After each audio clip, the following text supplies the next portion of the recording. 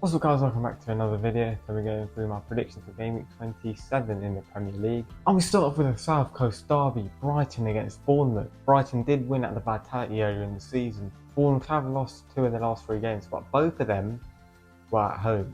Away from home, they're on a very good unbeaten run. They're on a 7-game unbeaten run, but Brighton have been really good in their last couple of games, winning them by an aggregate score of 7-0. Bournemouth beat Southampton 3-1 at St Mary's in the South Coast derby a week and a half ago. Brighton just went and beat them 4-0, so could that play a part? Bournemouth will also be without Ilya Zabani, who's been fantastic for them this season. I think this will still be a really close game, and for that reason I've gone with a 2-2 draw. Only a couple teams have gone to the Amex and won this season, so I don't expect Bournemouth to go there and do that as well. Crystal Palace against Aston Villa. Crystal Palace have actually lost their last 2 home games and only have 1 win at home in their last 7. Aston Villa though are very hit and miss, but I have predicted their last 2 results perfectly against both Liverpool and Chelsea. And despite the fact that they did lose 5-0 here last season, I think they're going to win 2-1. And Aston Villa now actually have options, if Ramsey starts, they can bring Rashford on. Asensio, Marlon, these are all players that can make an impact on games, whereas before it was only Duran that could do that. Wolverhampton Wanderers against Fulham. Now, Wolves actually won at Craven Cottage early in the season, but Fulham have only lost 3 away games all season. We've only lost 1 in the last 8. Although Wolves have won 2 of their last 3 games, so they are on a bit of a good run, and Fulham did just lose to Crystal Palace in their last one. A win for Wolves would probably get them really far clear of the relegation zone, and they could use the momentum of only a couple of days between their last game, Fulham losing, so they might be a bit rattled still. But I don't think they will for some reason. I still think Fulham are going to win this 2-1. I kind of do hope I'm wrong, because I don't like Fulham, although I would like to see Wolves go down. But Fulham are just so much more suited to away games. Adama Traore, Raul Jimenez come back to face the former club as well. That could be quite tasty. Nori did pick up a knock in Wolves' last game.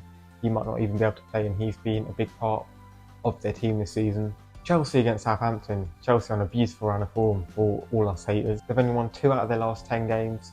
It's just been beautiful watching Enzo Maresca's Chelsea lately, man. I've loved it. But Southampton are so bad, I'm sorry. But I don't know why more people aren't talking about them as arguably the worst team ever in the Premier League. They're worse than Sheffield United were last year. They were getting pelters by everyone. This is a great game for Chelsea to put right what's been going wrong lately, and I think they will do so with a 3-1 win. I know they're still quite injury hit, but if you can't win this, what can you win? Do you know what I mean? Come on. And even as a hater, I have to admit, they are firm favourites for a reason. They've got enough players. Cole Palmer needs to start stepping up a bit more, but Nkunku needs to do more as well. He has not been good enough despite finally getting a chance. Brentford against Everton. Now, the game early in the season between these two ended in a 0-0 draw, with Brentford defending very well for 50 minutes with 10 men. But last season in this fixture, Everton did win 3-1 with Tarkowski scoring and cupping his ears. It was beautiful, man. I love that game. Everton have been rejuvenated under Moyes. They were very unlucky not to beat Manchester United on the weekend. They were absolutely robbed of a penalty, and they were the better team for the first 70 minutes as well. They yet to taste defeat under him away from home. Brentford have also lost 4 out of their last 5 home games in the Premier League with 1 draw. They've lost 5 out of 6 if you include the FA Cup fixture against Plymouth.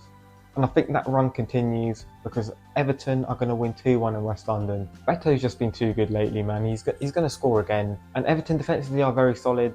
O'Brien has been fantastic. I don't know why he was not playing more under Dyche. He'll be back-to-back away wins for Everton in London. Manchester United against Ipswich. The reverse fixture at Portman Road was Ruben Amorim's first fixture in charge of the Red Devils, and they drew 1-1 with Ipswich being by far the better team on the day. The probably should have scored a couple, but there's no way they can't win here, surely. They've been on a horrible run of form. They've only won 2 league games at home under Amorim. Surely they have to extend that to 3 here, right? I've gone 2 on Man United just because there is simply no way they can't win this, man. If they don't, it is getting into borderline sackable territory. If Ipswich were to win here, they would close the gap to Man United, and United would have to look down the table then. Nottingham Forest against Arsenal. The fixture early in the season ended 3-0 to the Gunners, but that was with Bukayo Saka fit. And Arsenal did also win this fixture last season 2-1. But the season before that, Forest won 1-0, and that result ensured safety for them in the Premier League in the first season back. The stakes are very different for them now, but I do think they will 1-0 again. And this is just because Arsenal have so little up front. Wanyeri picked up a knock in the last game. If they're going into a Premier League game with Mourinho and Sterling as 2 of their front 3, God help them, because how can you score with them? Do you know what I mean? Especially with a team as defensively solid as Nottingham Forest. I know they just conceded to Newcastle. For the most part this season, they've been brilliant at the back. Arsenal's best bet of getting a win here is just sit back, play either Calafiori or Tierney on the wing. I hope that they can use their pace to get in behind, put in a good cross, and Marino or Rice get on the end of it. Do you know what I mean? Because otherwise, it is looking long. And I know Arsenal are really defensive solidly, as are Forest, but Forest do actually have competent attackers. Do you know what I mean? Like Wood, Elanga, Hudson-Odoi. Even their reserve attackers, the likes of Jota Silva and Ramon Sosa, Tyler Awoniyi, would all be starting for Arsenal right now. Elliot Anderson, right now, would be Arsenal's best attacker if he was at the club. These are the standards currently. Arsenal have been really hard done by with injuries, but they should have signed an attacker in the window. And the loss to West Ham ended their title hopes, really, especially given the fact Liverpool won at the Etihad. So they should just be looking to finish in the top four now. This is a crucial game for that. Tottenham against Manchester City. This is a really tricky game to predict because I don't know who's going to play. Porro did not start the last game against Ipswich. Spence played another 90 minutes. Udogie played 65 on his first game back from injury. That probably means Porro is going to play. And given the fact that Doku absolutely roasted Trent Alexander-Arnold, like, that is the most one-sided matchup I've ever seen in my life. Do you know what I mean? Like, it's like watching a Ballon d'Or winner play against an 8th tier player, because Doku owns Alexander-Arnold. It's so insane that he draws past him. Like, he's not even there. He's like a traffic cone. Doku is a brilliant player, by the way. Like, he's fantastic. But Porro is a much better defensive than Trent Alexander-Arnold. So he'll probably get done in by Doku as well if he plays, honestly. This is the dilemma. It's unlikely Haaland will play because he wasn't even on the bench against Liverpool. And Tottenham already did beat Manchester City at home early in the season, the Carabao Cup, although Man City did win both fixtures here last season. Maddison's been incredible. Brennan Johnson's back and amongst the goals. Also got lots of Kulusevski and Odegaard who are brilliant in transition as well. And as Man City showed against Liverpool, they can't really take their chances too well, although I don't think Tottenham will sit back as much, which, even though they should, because that is the formula to beating Manchester City without Haaland playing. This one could go either way. I've gone with a 2-2 because it should be high scoring. Neither team is great defensively, but they both do have threat going forward, although if Manchester City play Phil Foden again, they're playing with 10 men basically, aren't they? Like, he is awful. If Jed Spence and Udogie are the fullback pairing though, I think Tottenham probably will win, just because Spence and Doku would be an insane matchup because they're both 1v1 specialists. It's an unstoppable force against an immovable object.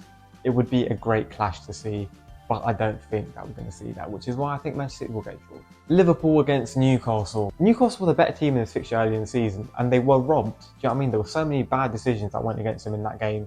In this fixture last season, though, Liverpool dived for 2 of their penalties, and a couple of years before that, they had that game where the referee just let them play until they scored. It was mental. Newcastle are always hard done by in this fixture. Do you know what I mean? Like, the last few years, it's been incredible how biased the referees are towards Liverpool. And that could happen here again. And if it does happen, Liverpool will win, obviously. But if it doesn't happen, this game goes one or two ways. Either Liverpool win 4-0 because Newcastle don't turn up, or Newcastle win 2-1. Isak and Gordon absolutely adore playing Liverpool. They always get on the score sheet or assist. They won the midfield battle last time. Tonali was immense, and he has been pretty much every game since then. Bruno as well was fantastic. Joelinton being out is big, but Miley has stepped in really well. Obviously, Lewis Hall will have to be very solid defensively to deal with Mohamed Salah, who has been unstoppable. And Gakpo is now back for Liverpool as well, who have had a decent amount of rest. He should be fully fit for this game.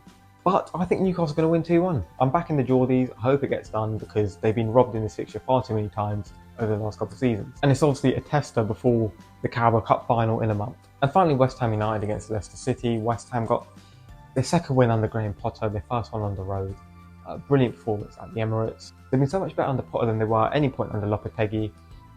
Tadibo being back is huge. He's fantastic, much better than Mavropanos. Bowen being fully back now. We're yet to see Evan Ferguson integrated, but once he is, he's going to be fantastic. And Leicester defensively are just so open. They're more open than Bonnie Blue, man. It's crazy. Like, Wout Faes, how is this guy still a Premier League centre-back? He's one of the worst defenders I've ever seen in my life. Going forward, he isn't bad. He can carry the ball well. His passing ability isn't bad. But defensively, Jesus Christ, man. And despite the fact that Leicester's first game under Van Nistelrooy was against West Ham, where they won 3-1, they let 31 shots at their goal. And I think West Ham win this 3-0 because Leicester aren't going to play the best player, Bruno Lage. I don't know what he's done to Van Nistelrooy to deserve this treatment because he is so talented and he proved that in the first half of the season. But for some reason, Van Nistelrooy just doesn't start him. He brings him on when Leicester are either 3-0 down and there's nothing he can do, or there's 5 minutes left and there's nothing he can do because there's no time. So He should be sacked, in my opinion. Get Sean Dyche in. He'll play Buonanotte, you know he will, because he is a top-class player, and Leicester have a chance of survival. Unless Wolves win this week, in which case it is done. Those are my predictions for this week. Let me know what you think in the comments down below, and I'll see you soon.